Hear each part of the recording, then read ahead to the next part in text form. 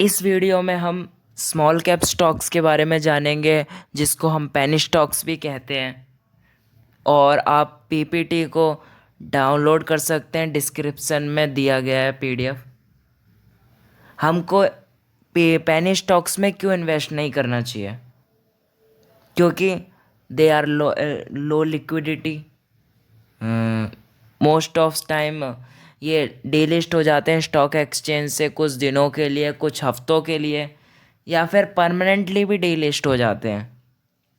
आप लोगों ने भी काफ़ी टाइम देखा होगा कि ये जो पेनी स्टॉक्स होते हैं कभी कभी ट्रेड नहीं करते हैं, लिखा आता है not trading on stock exchange. हम इन स्टॉक्स पे फंडामेंटल एनालाइज नहीं कर सकते हैं, टेक्निकल एनालाइज भी नहीं कर सकते हैं। रिस्क बहुत हाई होता है। और लिक्विडिटी क्या होती है? लिक्विडिटी को समझते हैं। जैसे कि आपने 100 रुपये का स्टॉक खरीदा है और आप चाहते हो तुरंत कि मैं इसको बेचूं, लेकिन आप बेचना तो चाह रहे हो लेकिन एक्सचेंज पे प्राइस ही नहीं है। आपने ख़रीदा 100 रुपये पे, लेकिन वो 90 पे बिक रहा है, वो 80 पे भी बिक सकता है, कोई पता नहीं है। वो 70 रुपये पे भी लोग मांग रहे हो, क्योंकि वो प्राइस ही नहीं दे पा रहा है ये स्टॉक। इन स्टॉक्स पे लोग इतने कम होते हैं, क्राउड नहीं होता है, जिस वजह से जो प्राइस है वो बहुत ज़्यादा डिफरेंस हो जाता है बाइंग और सेलिंग में।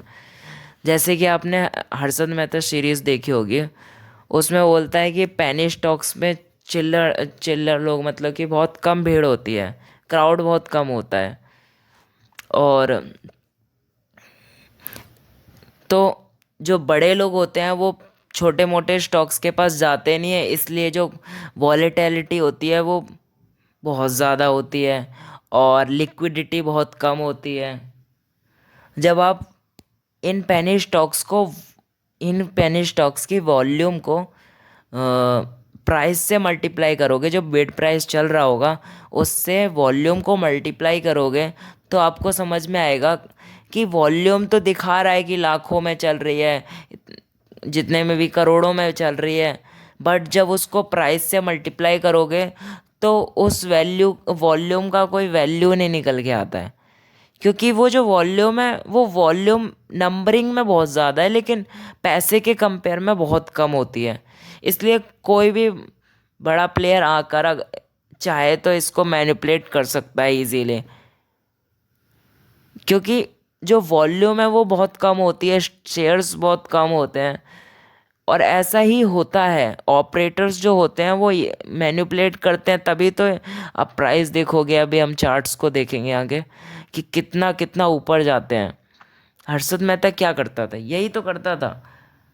किसी भी छोटे स्टॉक को उठा लिया, खरीद लिया, और ज़्यादा पैसा डालोगे तो नॉर्मली कोई भी स्टॉक का प्राइस ऊपर चला जाता है, बड़े बड़े स्टॉक्स का चला जाता है, ये तो तब भी छोटे हैं।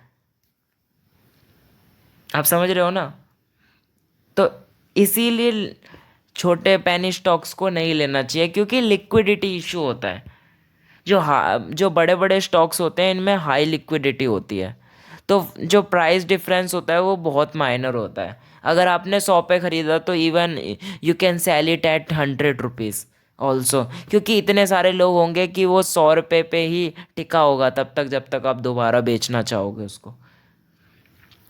Charts of some of the penny stocks listed on exchange. हमने कुछ पेनी स्टॉक्स को ढूंढा है जिनके चार्ट्स को हम डिस्कस करेंगे।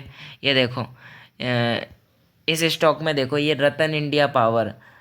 एक टाइम पे मैंने भी इसको बाय किया था, 3 रुपये 45 पैसे पे मैंने बाय किया था इसको। करेंटली भी वहीं कहीं चल रहा है। और ये मैंने सोचा था कि इस बार ये 10 रुपये भी पार करेगा, बट ये 9 रुपये से ही रिटर्न, 9 रुपये पे ही नहीं पहुंचा था और रिटर्न मार लिया था। तो मैं तो निकल गया था। बहुत से लोग क्या पता 8 रुपये पे आए होंगे, आए भी होंगे, क्योंकि 8 रुपये पे कोई आया नहीं होगा तो ऊपर फिर कैसे गया। इसलिए लोग फंस जाते हैं। देखो ये क्लाइम कर रहा है, इतने बड़े बड़े पहाड़ बना रखे हैं, हिल्स, तो ऐसे में अगर कोई बंदा ऊपर टॉप पे फंस गया ना, जब गिरता है ना, तो स्टॉक्स में कोई लेता ही नहीं है, कोई कोई बायर्स ही नहीं मिलता है, तो आप बेचोगे किसको? तो फिर आपको एट एट लास्ट नीचे ही बेचना पड़ता है। जो लिखे होंगे निकले होंगे बहुत सारे बंदे, वो 5 रुपए पे निकले भी होंगे। शुरुआत में ही बेच दो, या फिर तो पहले ही दिन गिरे ना, उसी दिन सोचो कि एंड आ गया इसका।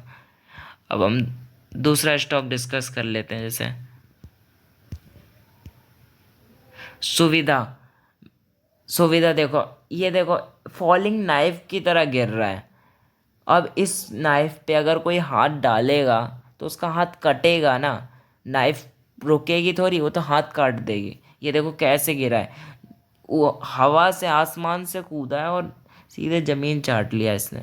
अब ये बताओ, इतने टाइम का जो ये डिक्लाइन है, ये क्या तुरंत चढ़ जाएगा? नहीं चढ़ेगा, जब तक कोई तगड़ा बंदा ना आ जाए। और तगड़ा बंदा ऐसे नहीं आते हैं, उनको लगता है ना कि इस किसी स्टॉक में लोगों को भरोसा है, तभी वो आते हैं। क्योंकि लोगों को भरोसा नहीं होगा तब तक। और जो ये आजकल टेलीग्राम पे वीडियो कमेंट चलते हैं कि ये खरीद लो, ये सारे के सारे लोग मिले होते हैं, इनको पैसे मिलते हैं इन स्टॉक्स के वो कमांड देने के लिए। ये देखो, नवोदय एंटरप्राइज, ये इतना फ्लक्चुएशन है, ये ऊपर हाई ओपन हाई, ये कितना ओपन हाई होता है, ऊपर नीचे सिंगल कैंडल इतनी बड़ी बड़ी बनी हुई है।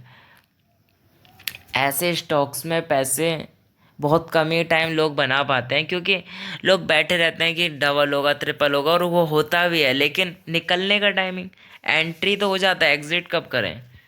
एग्ज़िट कोई नहीं बताता है। और मैं इस शुरुआत में मैंने बोला था कि हम इन स्टॉक्स में टेक्निकल एनालाइज नहीं कर सकते हैं, इसीलिए मैं बोल रहा था देखो, टेक्निकल एनालाइज कैसे करेंगे हम? कौन सी कैंडल से हम अगर ट्रेंड लाइन भी बनाएं तो क्या ही बनाएंगे? इसमें कौन सा पैटर्न लग रहा है? Head and shoulder pattern. Head and shoulder pattern तो बन रहा है, लेकिन इतने लॉन्गर टाइम फ्रेम पे वर्क कहाँ करेगा? कौन सा pattern? Cup pattern, chart, channel. Channel भी बन रहा हो, लेकिन चैनल तोड़ता भी तो कैसे है? इसमें जब कोई मूवमेंट आती है तो ऐसी आती है कि किसी भी साइड।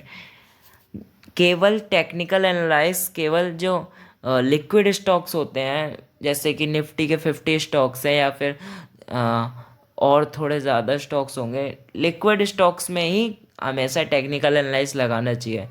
जो ऐसे पेनी स्टॉक्स होते हैं, इनमें टेक्निकल एनालाइज की कोई वैल्यू नहीं होती है। और फंडामेंटल्स एनालाइज के लिए इंटरनेट पे डाटा ही नहीं अवेलेबल है इन स्टॉक्स का।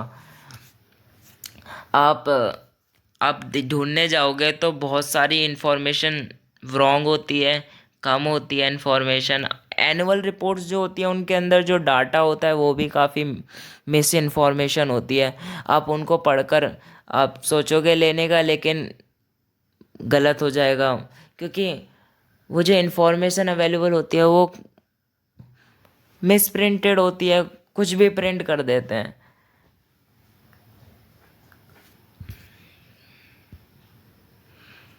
Thanks for watching this video. Please subscribe to my channel for more videos like this. आप अपने सजेशंस को कमेंट सेक्शन में लिख सकते हैं, हम